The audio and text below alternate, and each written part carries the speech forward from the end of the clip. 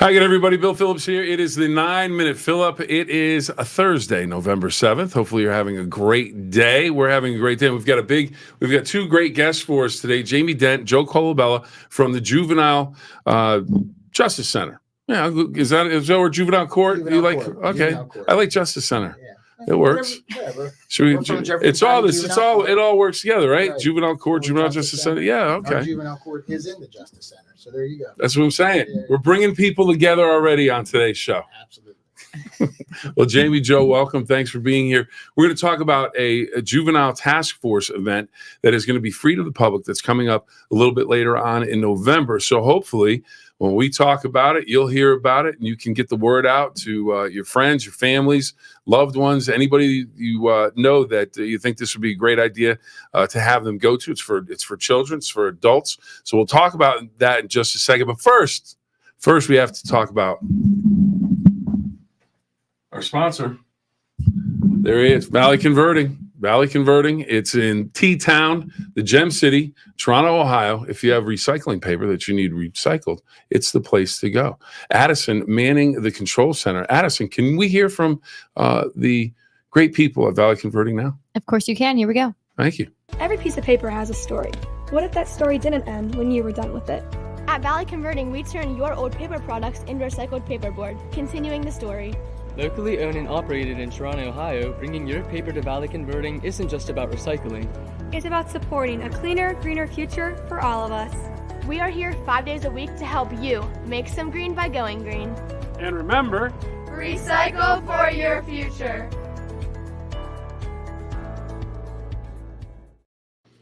all right. Thank you very much to Valley Converting for doing everything they do for us. We greatly appreciate it. And we greatly appreciate everybody being here today. If you have comments, questions about what's going on, please send them in.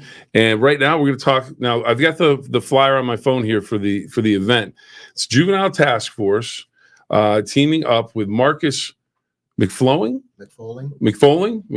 All right. And it's going to be November 24th from 5 to 7 at the YMCA in Steubenville.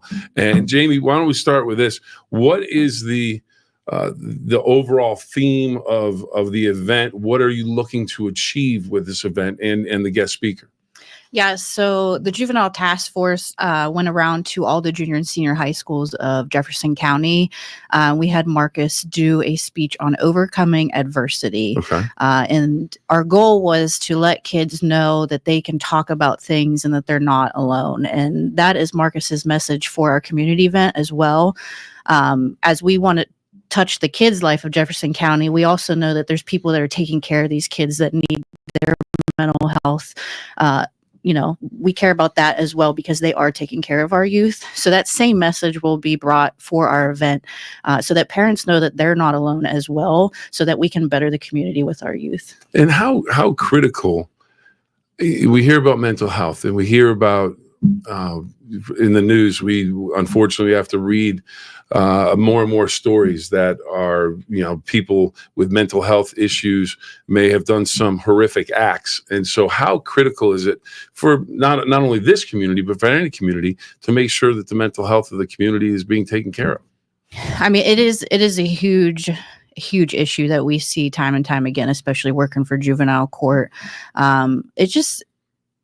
I think anymore, it's such a problem that it feels like it always should be comfortable to talk about it anymore. And I think that is just the main concern, is especially with our adults. And this is why we're reaching out to the adults as well, is that they always feel like they have to be, tough and hide things and bury things because they have to be strong for their kids. Mm-hmm. But I think it's important that they learn that to teach their kids to express themselves, to be able to speak out. And I think if a lot of our kids, especially the ones that we deal with, started speaking out more, we would see less of the crime, less of, school truancy. All those issues would start to reduce. All right. And I know you've been a parent. And I know as a parent, I made mistakes because I didn't know how to handle certain things. And you'd kind of like, okay, if I had known that, if that was in the pamphlet that they don't give you when you leave the hospital, you'd be able to, okay, page 3, dealing with a teenager. There's no pamphlet. Joe, how important would it be for a parent to go and get that information because we as parents, we don't know all the answers. A lot of it is, okay, what did my parents do? and it turns out that maybe that wasn't the best thing to do. So, but you're going off of your learned experience.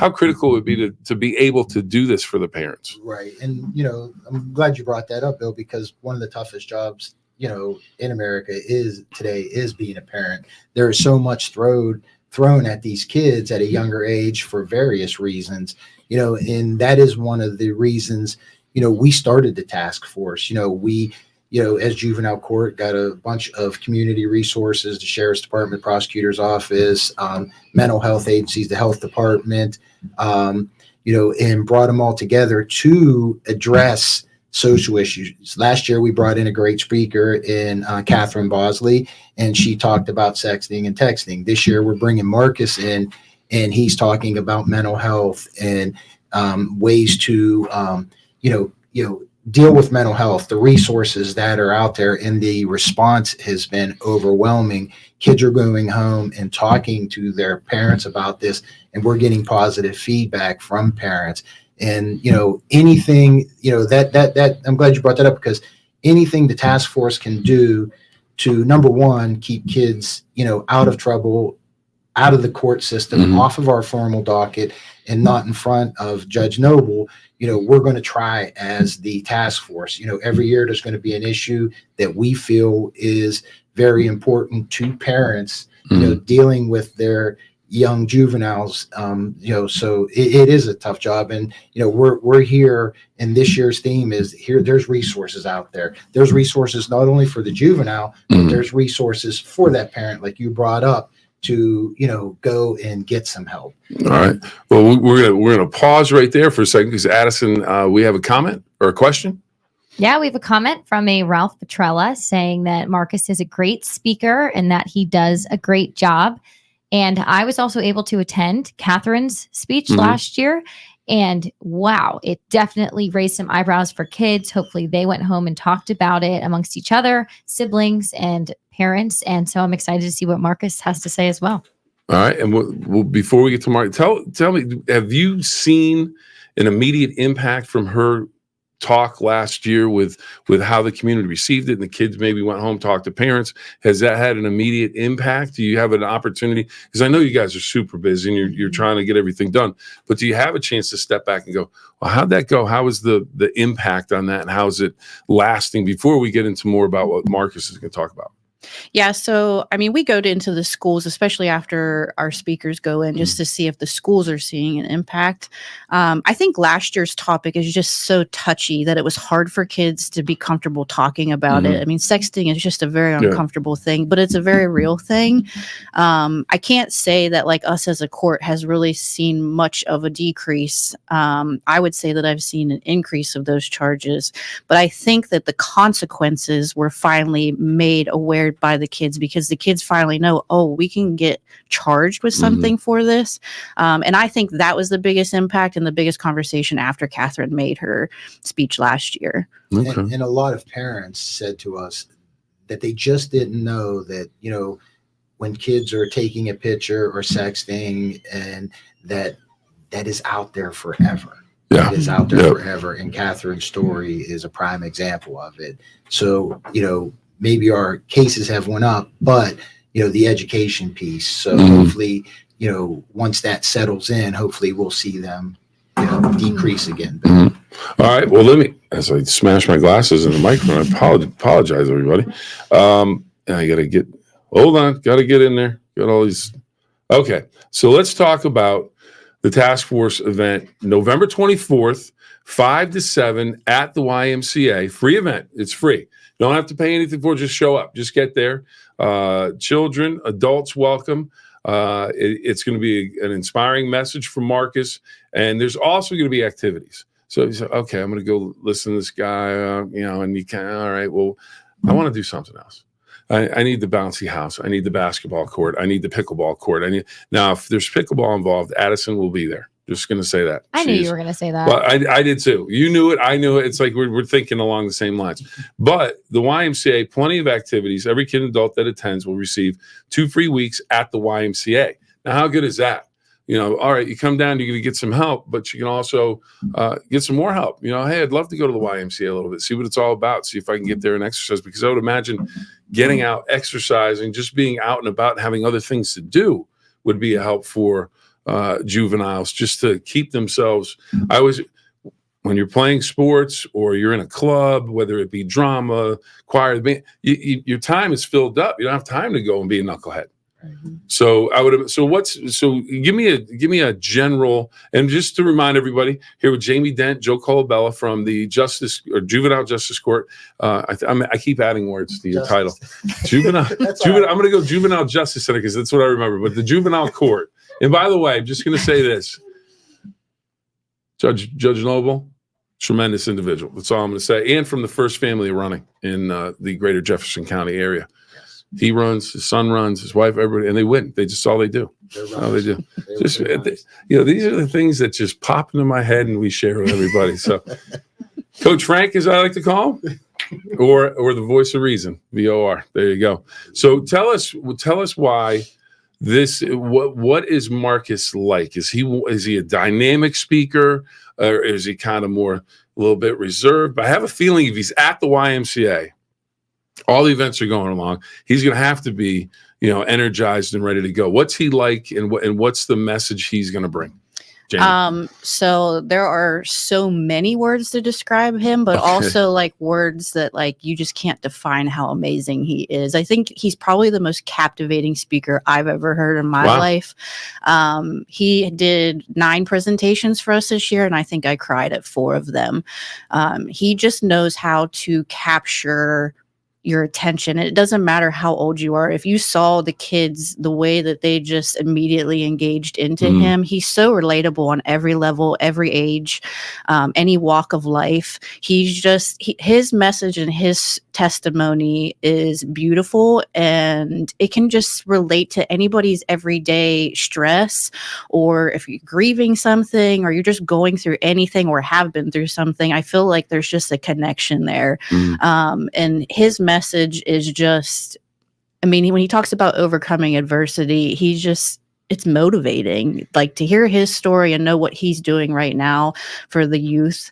It's just, like I said, there's all the words, and then there's not enough words to define him, but he is an incredible speaker, and his impact, I think, in this community event I expect tissues. Okay. And I would imagine, and this is for both of you, I would imagine he's talking about overcoming adversity, overcoming obstacles. I would imagine a lot of people think this problem is my problem. This problem, nobody else has done or gone through anything like this. How could they possibly know what I'm going through? But then I would imagine an event like this allows people to realize, no, there's a bunch of people going through something super similar, and that's got to be a starting block or stepping stone to get conversations and events like this going. Right. A lot of people don't know what everybody else is going through as they're going through their daily lives, and everybody's so busy. But, circling back around to Marcus, as we're in and out of the schools, at least 3 or 4 school administrators in the county have, come up to me after the presentation and says, wow, that's the best speaker over the years that we've had in this school. So that means a lot too. So, and then as we hear kids as they're getting in through their cars and telling parents about the speaker, that's big for us too. So, and he is very dynamic, a very dynamic speaker. So, yes. Now, one of my other questions, this is specifically for you, Joe, because there's events going on here. As I see free events, there's going to be activities. So I'm thinking for you specifically, just because we've known each other this long, dunk tank, and you're going to be in the dunk tank, so people throw the softballs and knock in the dunk tank? Absolutely not. Oh, I was hoping. I was trying. That's a great idea, but I'm going to pass on that one. So some people probably would rather just throw it straight out. Those okay. So, well, Addison has a question. Yes. I know that we're talking about the Juvenile Task Force, and for those who maybe haven't heard or don't know who exactly that is, can you give us, even if it's a list, just an idea of the amount of people working together for this task force to become what it is? Right. Our task force this is our 2nd year of bringing speakers into the to the school districts in Jefferson County. We've talked about this over the years. We had this conversation when Judge Noble was the magistrate, and back when Freddie, now the sheriff, was chief probation officer with us, and it was talked in by the probation department. But and if I miss anyone, Jamie will jump in. It's the juvenile court, the prosecutor's office, the sheriff's department, Steubenville PD, Wintersville PD, Toronto Police Department, Mingo Police Department, the health department, the Jefferson County Prevention and Recovery Board, ESC, the Jefferson County Educational Service Center, the Alive Shelter, the High State Patrol. That's very good. I know I'm missing someone. CASA Advocacy CASA, Center. yes, and then Family Recovery. And I think I'm missing. That's a lot. I think we've hit most of the agencies. I did say the Jefferson County Health Department, didn't I? Yes. Okay. I think that's everybody. And I guess in to bring it all together, it takes a lot of people to make this work. This isn't Jamie and Joe saying, okay, we're going to put on an event. This is a whole group of people that have professionals to try and get everyone the best help possible. Right. Correct. And there's a lot of moving parts to this, and I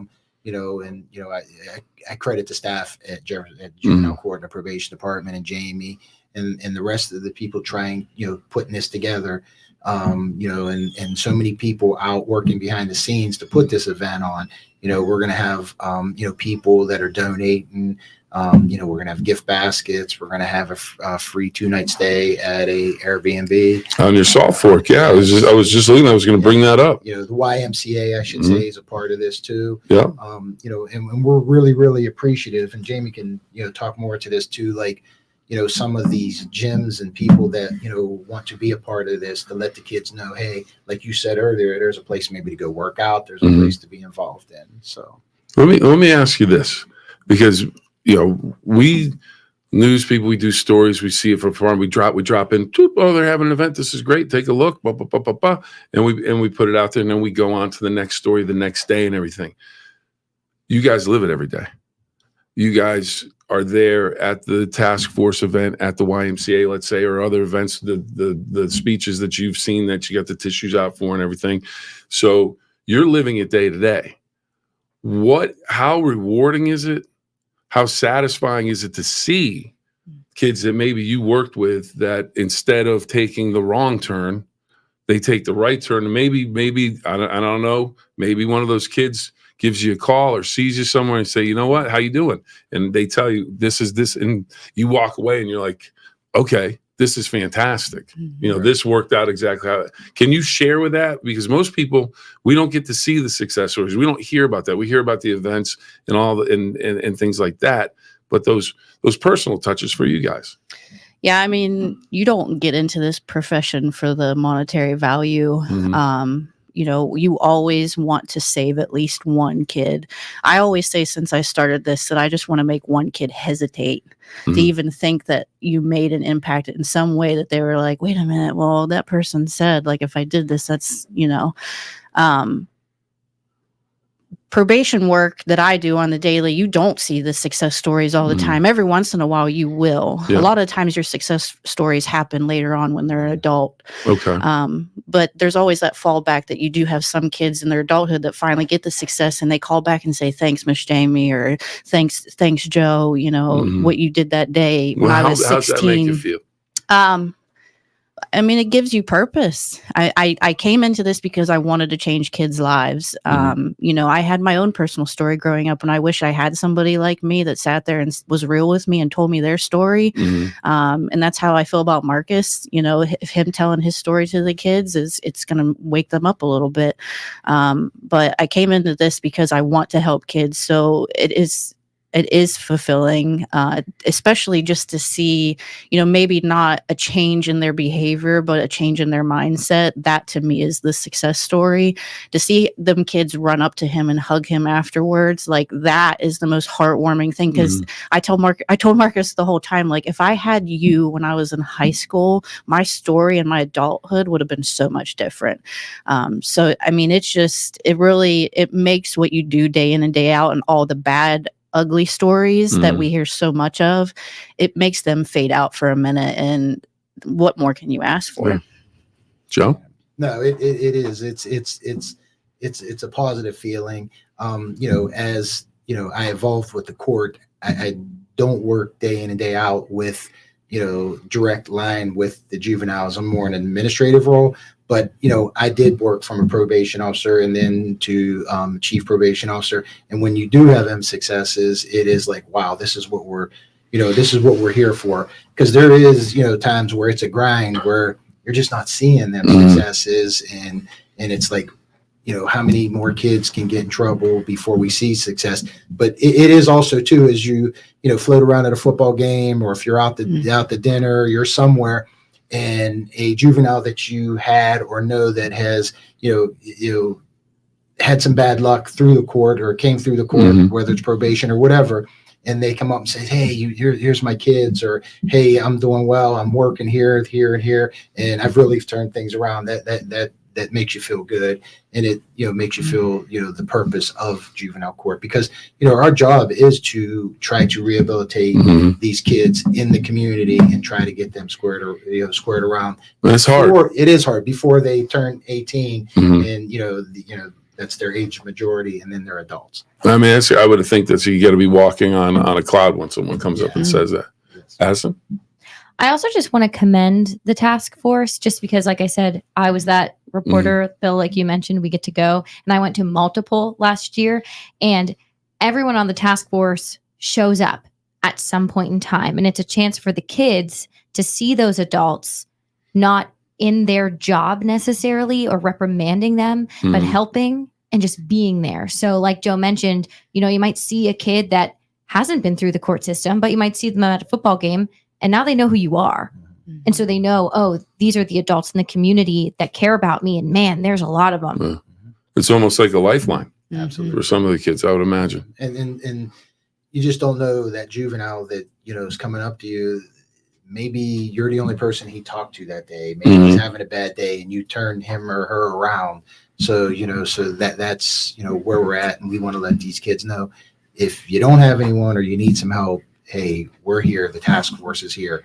And if you come to the juvenile court, we will get you the resources or get you, the information to the resources for the help that you need. And that is basically the, crux or the backbone of what the task force is about.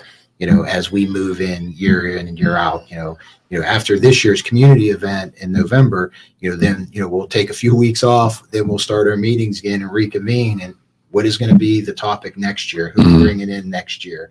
The court has been fortunate enough, through the Ohio Department of Youth Services to get monies for grants to pay to bring Catherine in and Marcus in. So, we're real fortunate to have all the collaboration with all the, local departments, and we're thankful for their time. I mean, they put the time in, they show up at the meetings.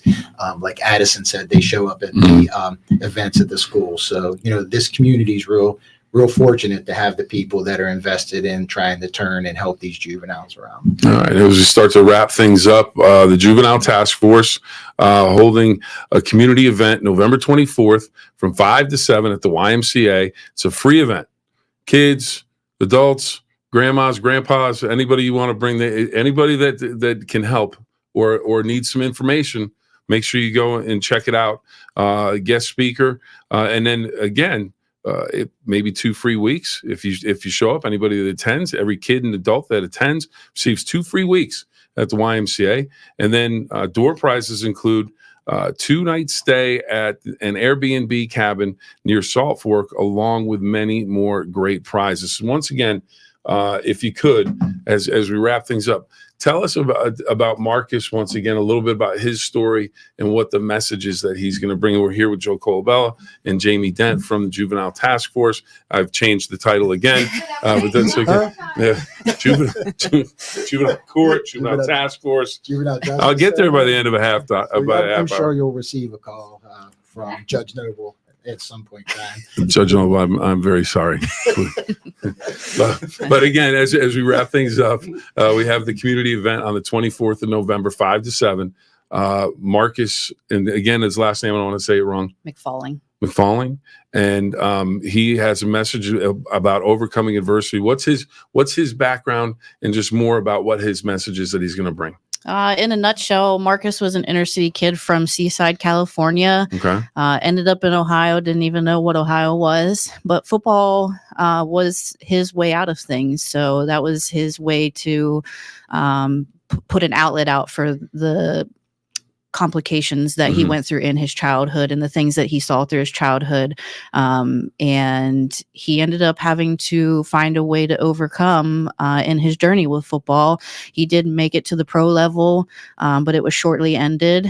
And his life changed right then and there when he had a daughter, and he ended up in a jail cell. And his story about coming out of that is one that I think that everybody faces every day.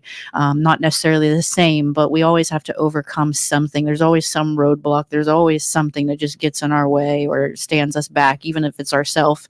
And his story is about how he overcame a drug addiction into achieving a dream of saving youth. And he is absolutely doing that. He is now in Canton, Ohio. He has an organization called Reach One. It is reconciling every abandoned child home. He goes around and speaks to kids about overcoming adversity and multiple topics about letting them know, like, hey, you're not alone, and making that change for them. All right. So November 24th, which I believe is a Sunday. It is a Sunday. I know that because my dad's birthday is the 25th. Okay.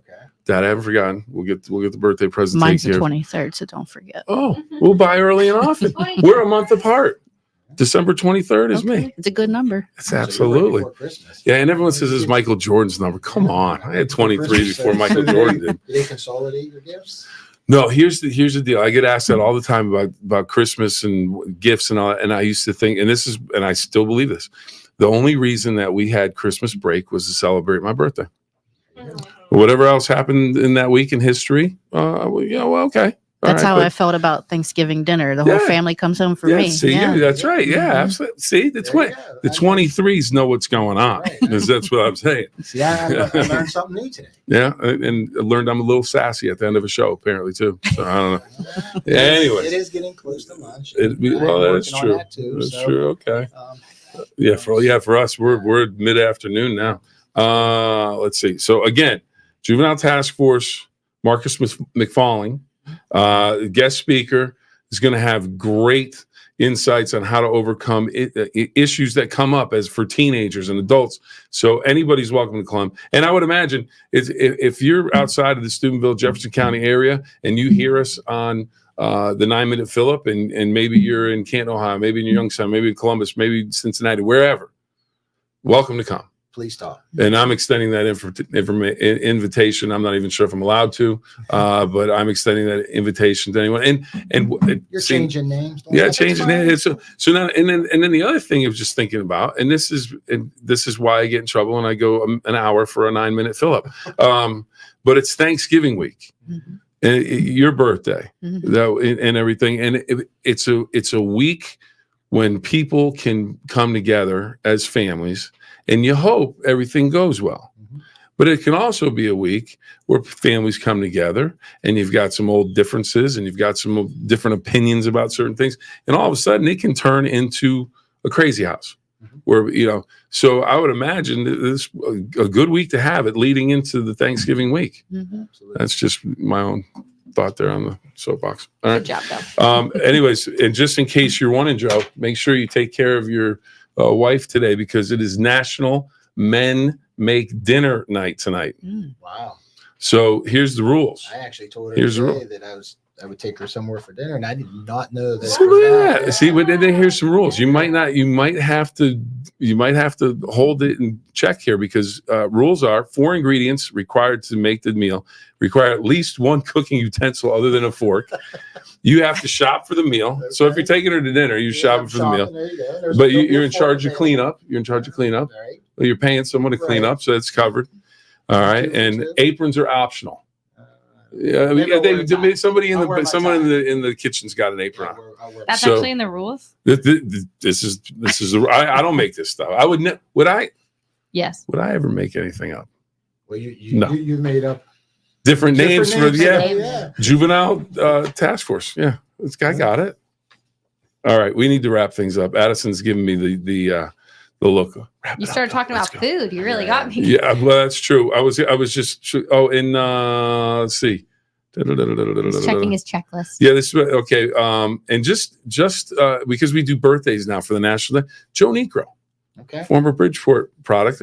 He's been gone since 2006, but born in 1945. Wow. Major League knuckleballer. His brother Phil in the Hall of Fame. You guys had no idea we were going to learn that today. And in 1910, we're going to leave it here because I'm sure the package got lost and they're still looking for it. 1910, the Wright brothers, first in flight, and a department store by the name of Max Morehouse attempted the first air freight shipment. There we go. They are still looking for that today. Wow. There's no doubt about it.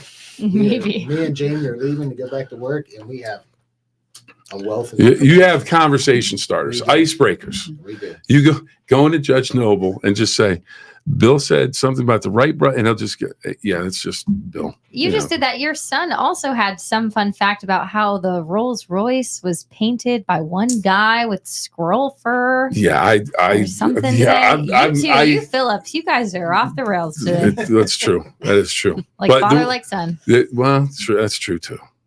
Yeah, okay, I can't deny that. But and I also can't deny 24th of November, people, children, adults, grandparents, everybody needs to get to the YMCA in Steubenville. It's from 5 to 7 in the afternoon. Marcus was falling. And he's going to be there. He's going to be talking about overcoming issues, overcoming hurdles, overcoming adversity in your life. And it might change your life. It might help your relationship with a child, maybe a brother or sister, maybe your spouse. Maybe, it's just, there's a lot to learn. And there's also going to be other great activities you can do throughout the evening and great prizes. 2 weeks. If you show up, 2 weeks free at the YMCA. That's a good deal right there. Another door prize or a prize that you can win in a raffle. Airbnb, stay out near Salt Fork at one of the cabins. Yep. And Doesn't get much better than that. We're going to have food. Food. Oh, Yeah, we're gonna have some Addison food. and I are in. Yep. We're in for the gonna have some food. You know how we feel about food? Yeah. We like it. Yep. So, And if you need any help on Salt Fork, I know Ralph who checked in earlier. He's an expert on Salt Fork, so we have that inside information on Salt Fork. There you go. All right, everybody. So that's it for the Jamie Dent, Joe Colabella from the Juvenile Task Force. Can't thank them enough for being here. Can't thank our sponsor, Valley Converting, for helping us. And I can't thank you enough for watching. And if you can, please pass this information along. If you're watching this on Facebook, let your people know. Check this out. Find out about this information. Find out what they're talking about because it can be a life-changing event. So please, please, please, please share the information if you can. And remember this. 2 rules, everybody. 2 rules to live by. Have fun and always try your best. Till next time, everyone, have a great day. We will see you later on. If you want to learn more about Marcus falling, go ahead and Google Reach One to learn more. Thank you, Addison.